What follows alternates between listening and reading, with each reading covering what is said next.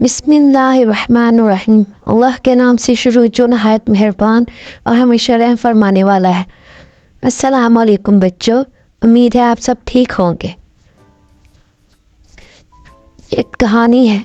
इस जंगल में एक शेर रहता था और वो सो रहा था।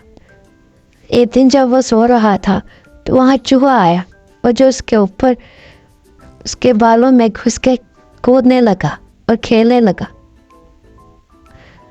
कि अचानक शेर की आंख खुली। उसने चूहे को पकड़ लिया और उसे मारने लगा। चूहे ने हाथ जोड़ के उनके आगे मिन्नतें करने लगा और शेर को रहम आ गया। शेर ने चूहे को छोड़ दिया और जाते जाते चूहे ने कहा कि मैं एहसान का बदला ज़रूर दूंगा। शेर हंसने लगा कि एक दिन जंगल में बहुत से शिकारी आ गए। उन्होंने शेर के ऊपर जाल डाल दिया, उसे पकड़ने लगे।